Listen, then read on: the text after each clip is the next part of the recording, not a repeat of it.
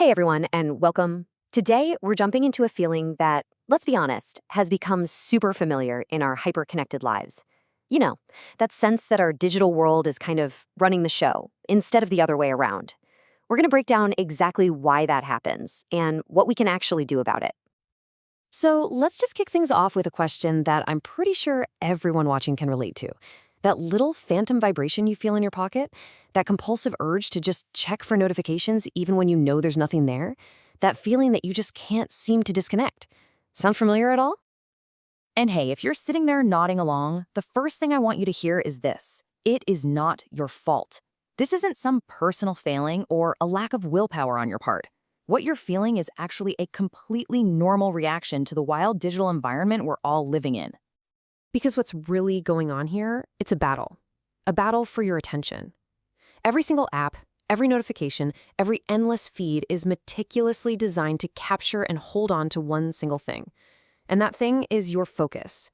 It's the most valuable currency in the digital age, and we're all smack in the middle of a war for it. So let's actually put a name to this feeling because it has one. It's called technostress. And it's basically the psychological price we're all paying for being perpetually plugged in.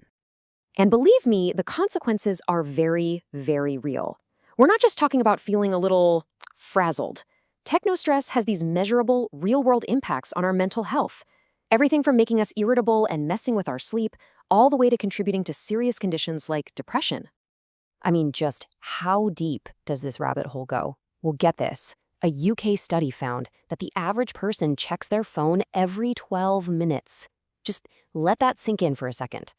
All day long, during your waking hours, that's this constant little interruption just pulling your focus away from your actual life. And this dependency? It has escalated to the point where it's now a recognized phobia. Nomophobia. Yeah, that little jolt of panic you feel when you realize you left your phone at home, that's it. This isn't just a quirky habit anymore. For many, it's a source of genuine fear and distress. But, the usual complaint we hear, oh, it's just too much screen time, that's really just scratching the surface. The real problem is way more fundamental. It's about how our attention itself is being hijacked. And this, right here, is the core idea for us today. We tend to think the problem is that scrolling on our phones replaces other things like reading a book. But the deeper, more insidious problem is that it's fundamentally reshaping our ability to focus on anything at all. So look at it this way. On the left, that's what we think the problem is, a simple swap of one activity for another. But over on the right, that's the reality. Our actual attention spans are being rewired. Our focus is becoming more scattered, more reactive, always looking for the next little hit. And it's losing that muscle for deep, sustained concentration. Okay, so how? How is this actually happening? Is it magic? No, it's not magic at all. It's psychology. These systems are designed to tap into the very core of what makes us human. See, it all comes down to exploiting our evolutionary programming. Our brains are hardwired to notice new things. And what is an endless scroll but an infinite supply of novelty? We're primed to react to threats. And those little red notification batches trigger that same sense of urgency. We have a deep human need for social connection, and likes and comments give us that instant validation. And of course, we're all fascinated by ourselves, and our personalized feeds keep us hooked. It's a perfect storm designed to hijack our focus. So, if our attention is basically being hijacked, what's the plan? What's the fix? Well, the answer isn't to just, throw your phone in a river. It's to train our attention, to actually make it stronger and more resilient. And that is where mindfulness comes in. So you can forget about that whole digital detox fantasy where you go offline for a week and come back cured. It just doesn't last. The real sustainable solution is to develop a new skill, the ability to consciously control and direct your focus even when you're surrounded by all this digital temptation. And just take a look at this classic definition. I want you to notice what it doesn't say. It doesn't say anything about relaxing or clearing your mind. Mindfulness, at its core, is an active, deliberate form of attention training. It's about choosing where your focus goes, from one moment to the next. Okay, so how does this actually work in our brains? Well, the secret sauce, the key psychological mechanism that makes this also powerful, is something called decentering. This is basically the superpower that lets you break that automatic, mindless cycle of reaction. So what does that actually mean? It means when that little urge pops into your head, check the phone, see who liked my post. Decentering is what lets you see it as just a thought. It's like a passing cloud in your mind, not a command you have to obey. You can observe the urge without being a slave to it. But here's a really important point.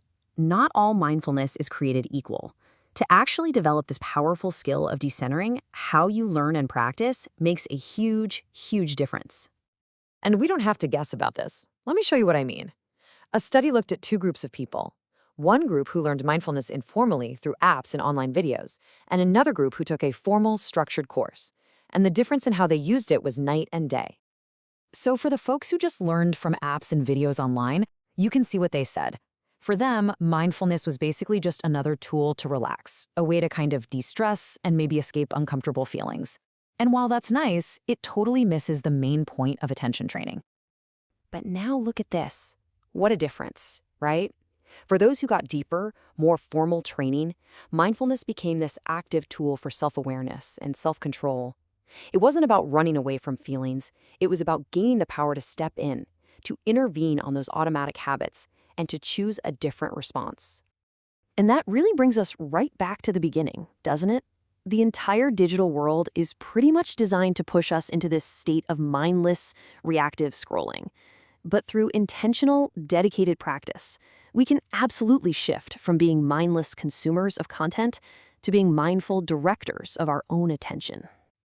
And that leaves us with a final question, a question for you to really think about. In this world that is constantly, relentlessly fighting for a piece of your focus, how are you going to choose to protect and direct your most valuable and most finite resource? Because that's it. That's the whole game. Your attention.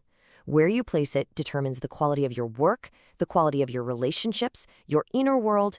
It literally determines the quality of your life. Thanks so much for joining me.